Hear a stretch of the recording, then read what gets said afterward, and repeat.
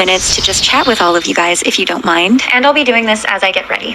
So, what I wanted to talk to you guys about today is a topic that I'm sure most of us have struggled with at least once in our lifetime, and that is mental health. A lot of my longtime followers know that this is a topic that is very near and dear to me. It's something that I've strived to bring awareness and support towards back home in the Philippines for quite a while now. And since mental health is still considered a pretty taboo topic in most Asian countries, as a society, we're still trying to understand what this means and how to navigate the intricacies of it. Moving back to America after 16 years of living in the Philippines, I definitely noticed some differences. And the one I would say that I appreciate the most about America is the level of awareness and sensitivity when it comes to mental well-being.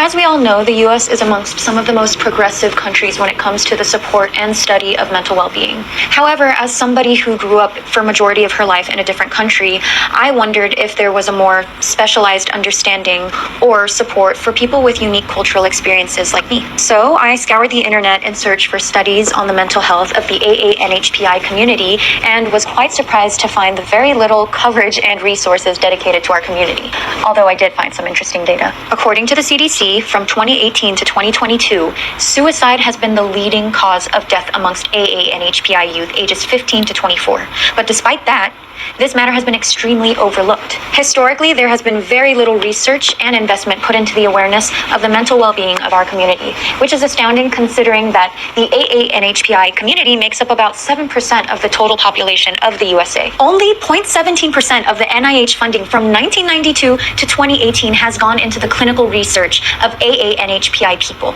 There definitely is a research and funding gap, to say the very least. But the good thing is, all of this can be addressed by bringing awareness and by creating infrastructure that supports AA-NHPI specific research. Thankfully for us, there are already organizations that have begun their research and are finding solutions for this matter. The Asian American Foundation recently conducted a national study called Beyond the Surface: Understanding Mental Health Amongst AA-NHPI Youth. According to their study, nearly 7 in 10 AA-NHPI youth have described their mental health or their emotional well-being as good or excellent, but 48%, nearly half the group, scored above the threshold for moderate depression, with 3 in 10 having actually planned or attempted suicide. Their findings were gathered from a nationally representative survey of 1,409 individuals aged 14 to 25, with a focus group of 29 individuals aged 14 to 18.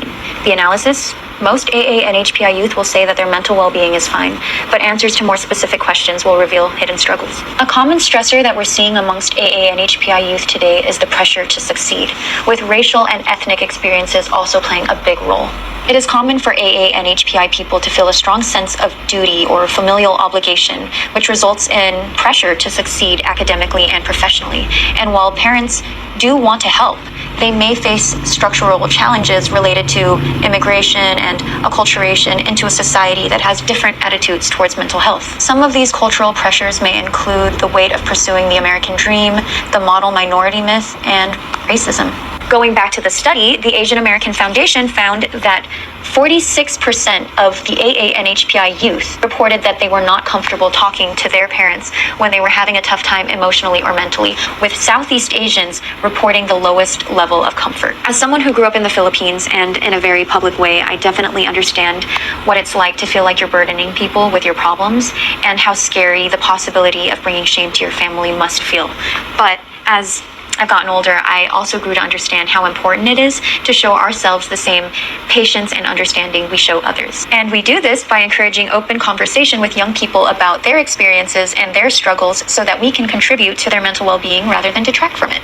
Most AA-NHPI youth rely on social media to learn about mental and emotional health, but the Asian American Foundation found that the young people also identified a variety of different activities that they think can help with their mental well-being. The top responses were talking to or hanging out with their friends, listening to music, watching movies or TV, playing video games, and sleeping. It's great to have external tools that can help you manage your mental well-being, but it's also important that you set up systems and that you communicate to the best of your ability with the people people around you. To meet the youth where they are, we need to change the status quo of mental health. My takeaway from the study is that friends are a top choice when it comes to mental and emotional support.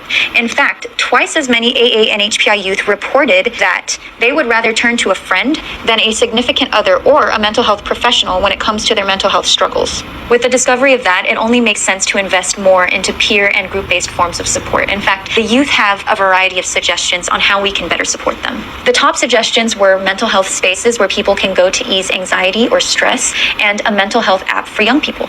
It is also important to invest in mental health training programs for parents and caregivers so that they are equipped to deal with the specificities of their child's mental health concerns.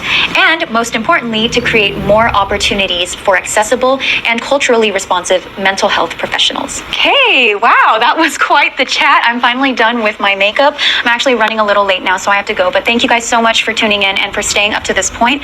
I know it was a lot of information that I threw at you, and if you guys need more clarity or would like to see more data, I recommend that you guys check out the study for yourselves. I'll have the link in my caption below so that you guys can find it easily. They also have a variety of resources that you can check out for guidance and support on anything mental health related. Again, thank you so much for sitting through all of that and taking the time to educate yourself about such an important